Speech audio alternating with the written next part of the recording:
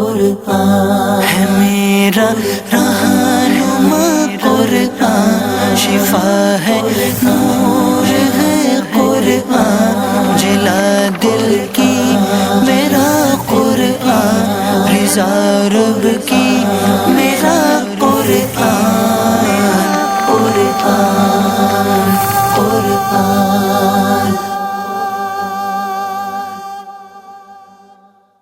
الحمدللہ رب العالمین والصلاة والسلام علی سید المرسلین، اما بعد فاعوذ باللہ من الشیطان الرجیم، بسم اللہ الرحمن الرحیم۔ الصلاة والسلام علیک یا رسول اللہ وعلی آلک واصحابک یا حبیب اللہ، الصلاة والسلام علیک یا نبی اللہ وعلی آلک واصحابک یا نور اللہ۔ میٹھے میٹھے اسلامی بھائیوں اور مدنی چینل کے ناظرین، وقت ہوا ہے ہمارے سلسلے کا جس کا نام ہے ایک قصہ ہے قرآن سے۔ قرآن ہے میرا رہنما قرآن، شفا ہے نور ہے قرآن، جلا دل کی میرا قرآن، رضا رب کی میرا قرآن، قرآن قرآن۔ آج کون سا قصہ، آج کون سا واقعہ سننا ہے؟ جی ہاں، آج ایک ایسے عظیم مارکے، ایک ایسے عظیم واقعے کی بات کرنی ہے۔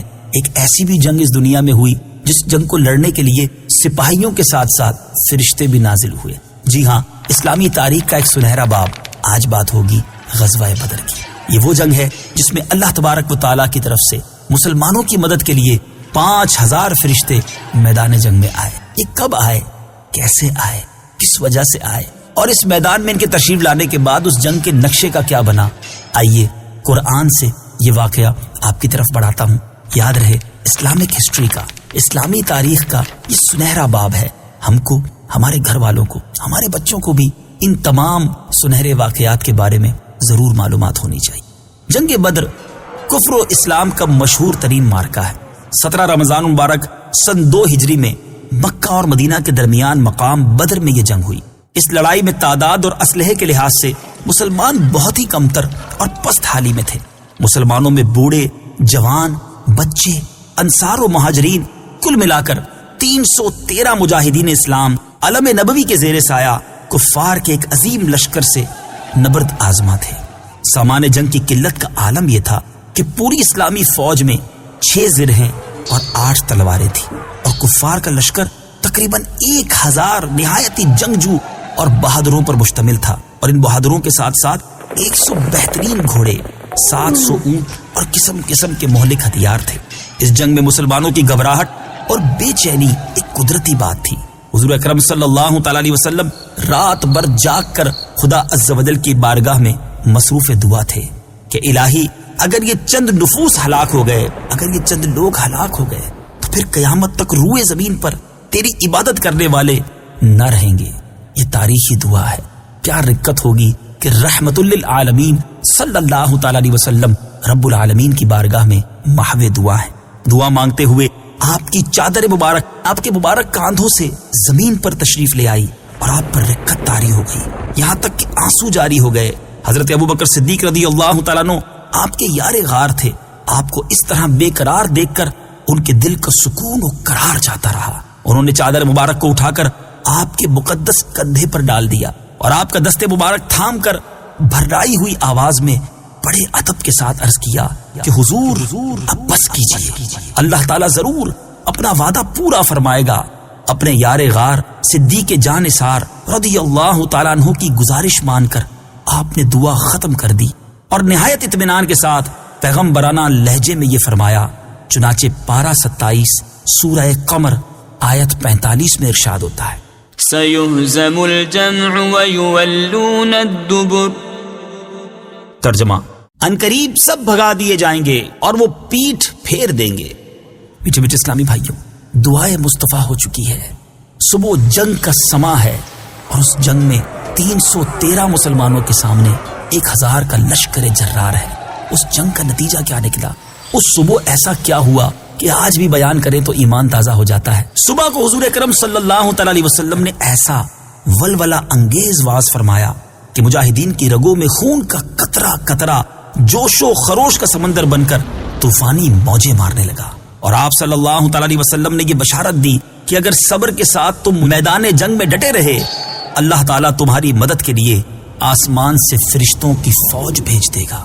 چنانچہ 5000 فرشتوں کی فوج میدان جنگ میں اتر پڑی، اور دم زدن میں میدان جنگ کا نقشہ ہی بدل گیا۔ حضرت علی رضی اللہ تعالیٰ عنہ مہاجرین کا جھنڈا لہرا رہے تھے، اور حضرت سعد بن عبادہ رضی اللہ تعالیٰ عنہ انصار کے علم بردار تھے۔ کفار کے 70 آدمی قتل ہوئے اور 70 گرفتار ہوئے، باقی اپنا سارا سامان چھوڑ کر فرار ہو گئے۔ کفار کے مقتولین میں قریش کے بڑے بڑے نامور بہادر اور سردار، جو اپنی سپاہ گیری میں، اپنے فوجی تجربے میں یکتائے روزگار تھے، وہ اتھارٹی تھے اپنی اس جنگجوانہ صلاحیتوں کے، ایک ایک کر کے سب موت کے گھاٹ اتار دیے گئے، یہاں تک کہ کفار قریش کی لشکری طاقت ہی فنا ہو گئی۔ مسلمانوں میں کل 14 خوش نصیبوں کو شہادت کا شرف ملا، جن میں 6 مہاجر اور 8 انصار تھے، اور مسلمانوں کو بے شمار مال غنیمت ملا۔ اللہ تعالیٰ نے جنگ بدر اور فرشتوں کی فوج کا تذکرہ قرآن مجید میں ان لفظوں کے ساتھ فرمایا۔ آئیے تلاوت قرآن مجید ان مبارک آیات کو سنیے کہ کس پیارے انداز میں رب عز و جل نے تذکرہ کیا، اور پھر ترجمہ سنیے۔ وَلَقَدْ نَصَرَكُمُ اللَّهُ بِبَدْرٍ وَأَنْتُمْ أَذِلَّةٌ فَاتَّقُوا اللَّهَ لَعَلَّكُمْ تَشْكُرُونَ۔ ترجمہ، اور بے شک اللہ نے بدر میں تمہاری مدد کی جب تم بالکل بے سر و سامان تھے، تو اللہ سے ڈرتے رہو تاکہ تم شکر گزار بن جاؤ۔ إذ تقول للمؤمنين ألن يكفيكم أن يمدكم ربكم ب3000 من الملائكة منزلين۔ ترجمہ، یاد کرو اے حبیب جب تم مسلمانوں سے فرما رہے تھے، کیا تمہیں یہ کافی نہیں کہ تمہارا رب 3000 فرشتے اتار کر تمہاری مدد کرے؟ بَلَىٰ إِن تَصْبِرُوا وَتَتَّقُوا وَيَأْتُوكُم مِّن فَوْرِهِمْ هَٰذَا يُمْدِدْكُمْ رَبُّكُم ب5000 مِّنَ الْمَلَائِكَةِ مُسَوِّمِينَ۔ ترجمہ، ہاں کیوں نہیں، اگر تم صبر کرو اور تقوی اختیار کرو، اور کافر اسی وقت تمہارے اوپر حملہ آور ہو جائیں، تو تمہارا رب 5000 نشان والے فرشتوں کے ساتھ تمہاری مدد فرمائے گا۔ وَمَا جَعَلَهُ اللَّهُ إِلَّا بُشْرَىٰ لَكُمْ وَلِتَطْمَئِنَّ قُلُوبُكُمْ بِهِ وَمَا النَّصْرُ إِلَّا مِنْ عِندِ اللَّهِ الْعَزِيزِ الْحَكِيمِ۔ ترجمہ، اور اللہ نے اس امداد کو صرف تمہاری خوشی کے لیے کیا، اور اس لیے کہ اس سے تمہارے دلوں کو چین ملے، اور مدد صرف اللہ کی طرف سے ہوتی ہے جو زبردست ہے، حکمت والا ہے۔